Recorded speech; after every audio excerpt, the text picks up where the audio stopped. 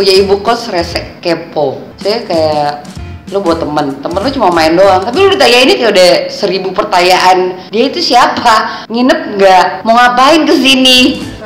Afgan baru minta foto.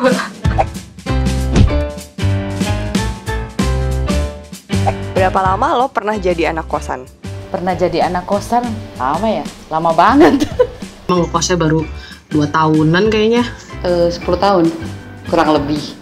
Hampir 12 tahun kali ada ya? Iya nggak sih? Pokoknya jadi anak kosan 15 tahun deh. Aku ngekos sekitar 2 tahunan sih. Habis itu nyokap gue beli rumah, terus jadi ibu kos deh. Kenapa lo memutuskan untuk ngekos? Ngekos ya karena kuliah sih, karena rumah gue aslinya di Bekasi tapi yang pedalaman gitu, yang kayak jauh banget lah dari peradaban gitu. Waktu kuliah nggak ada pilihan lain, soalnya di SMA udah asrama tuh, ya nggak mungkin kuliah asrama lagi dong. Iya, soalnya kan waktu itu tinggal di Bandung, kuliahnya di Bandung, terus waktu itu belum ada rumah di Bandung, jadinya harus ngekos dulu. Soalnya gue pindah keluar kota, jauh dari rumah orang tua. Memutuskan ngekos karena rumah gue jauh banget. Terus pikir-pikir kalau misalkan harus naik kereta tiap hari, capek. Terus akhirnya ya udah deh, rela deh gajinya disisihin sedikit buat bayar kosan. Apa sih pertimbangan lo memilih kosan yang akhirnya lo tempatin? Biasanya gue milih kosan tuh dari jarak. Terus biasanya gue gak bisa hidup bersosialisasi, jadi gue nyari kamar tuh yang cuma maksimum 10 kamar aja. Pertimbangan milih kosan yang pasti pilihnya yang kosan muslimah. Harus punya ruang terbuka atau minimal taman, pohon. Waktu itu kita mikir pertama harganya, terus jaraknya sama kantor tuh nggak terlalu jauh. Awalnya pertimbangannya itu, tapi lama-lama pertimbangannya berubah nih. Berubah jadi yang pengen ada fasilitas ini, pengen yang kamarnya agak luas. Yang paling utama karena udah di asrama dikurung ya, harus bebas. Yang penting tuh punya kunci sendiri. Ceritain dong, menurut lo apa sih suka dukanya jadi anak kosan? Suka itu jadi lu bebas ngatur diri lu sendiri sih, harus kayak gimana. Contohnya kayak bangun atau mau tidur itu ya suka lu aja. Yang pasti bebas kapan aja pulang gitu ya, untuk jamnya. Terus apalagi kalau ketemu teman-teman yang enak gitu ya, bisa ngerumpi bareng, rame. Terus kalau misalnya lagi sepi nggak ada orang, bisa cari keluar kamar, cari teman, masuk ke kamar teman gitu kan. Kalau sukanya sih yang pasti nggak capek sih, karena kalau gua pulang pergi ke Depok, gua tuh ngabisin hampir 4 jam di jalan. Kalau dukanya tuh ya kalau lo harus beli galon itu lo harus ngangkat sendiri.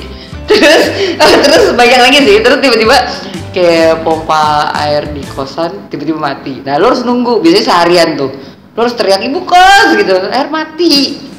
Ya enaknya itu kebanjiran sih gue sekali, sama paling pas sakit sih Pak. Kalau lagi misalkan nggak kenal sama, waktu itu gue baru awal pindah gitu ke kosannya, terus gue sakit tuh kayak menderita banget sih. Terus kalau dukanya ya kadang-kadang sepi juga sih. Terus kalau misalnya mau cari makan kan harus keluar dulu gitu, nggak kayak di rumah. Kalau pas dapat teman kos rese atau ya ibu kos rese, terus ya pas lagi ada bencana sih. Dukanya sih karena gue kan punya kucing, jadi nggak bisa ketemu tiap hari karena biasanya kan selalu ketemu nih. Tapi sekarang ya paling sebulan sekali, cuman apalagi karena pandemi nih pulangnya jadi jarang banget gitu, karena takut, karena gue di Jakarta, gue mungkin keluar, gue takut bawa penyakit gitu, jadi agak di limit lah kita video callan aja gitu. Ceritain dong pengalaman tak terlupakan saat lo ngekos. Punya ibu kos rese kepo kayak gitu.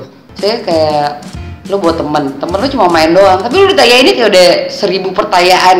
Dia itu siapa? Nginep nggak? Mau ngapain kesini? Masa pernah waktu itu ada anak kosan gue tuh tiba-tiba tuh jatuh dari genteng gitu, terus kayak nerobos apa sih kayak plafonnya gitu. Terus ternyata pas ditanya, kalau kenapa kok kamu ke situ, katanya iya nyari sinyal, kayak ada-ada aja gitu. Gue beli minuman, kan kita pakai kulkas bersama ya. Terus gue taruh lah minuman gue gitu. Gue bingung pas besokannya gue cari kok minuman gue hilang gitu. Gue pikir oh diminum kah atau apa, ternyata pas cek grup kosan ada orang kosan yang numpahin. Terus udah dia numpahin minuman gue, dia malah nyalain gue, katanya, makanya Mbak lain kali jangan taruh di pinggir kulkas, kan saya jadi jatohin gitu. Terus ya udah gue diemin aja gitu, nggak gue tanggepin.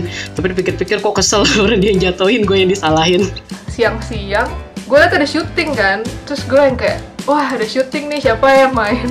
Pas gue liat itu, gue lagi suka banget sama Afgan sih, terus wah ada Afgan, terus gue yang kayak gue nungguin dia kelar syuting, terus gue kayak mengendap-ngendap ke ruang tamu kosan gue. Afgan boleh minta foto. Jadi pas pagi-pagi itu tiba-tiba kok ada bunyi apa gempa gitu, tiba-tiba gempa. Terus kita nggak tahu nih waktu itu, soalnya Merapi juga lagi aktif-aktifnya kan. Kita udah tahu kan kondisinya kayak gitu. Terus ini mati listrik, semua kan mati listrik di Jogja waktu itu, semua mati listrik. Ya udah, ada satu anak kos itu rumahnya di Muntilan, kata dia, ayo kalau mau ikut ke rumah aja gitu. Terus gue nggak pikir panjang lagi, daripada kenapa kan ada apa gempa susulan atau apa, ya udah ikut dia. Nah dia tuh cuman punya mobil bak terbuka gitu loh. Rame-rame lah kita naik, satu kosan tuh naik rame-rame di situ. Nah ke arah Muntilan itu juga banyak hujan abu di tengah jalan tuh, ya ampun, dramatis banget. Pelajaran apa sih yang lo dapat selama hidup ngekos? Selama hidup ngekos banyak ya mandiri, saling bantu-bantu. Lebih tanggung jawab, punya kamar sendiri, punya barang-barang sendiri tuh lebih dirawat, dijaga, bersihin gitu. Harus mandiri sih, terus harusnya minimal bisa basic masak lah ya. Gue nggak bisa masak sih. Ternyata buat tinggal di Jakarta ya, di kota-kota yang emang kota besar tuh mahal gitu. Jadi kalau lu termasuk yang bisa tinggal di Jakarta, punya rumah sendiri, itu salah satu yang enak banget sih gitu.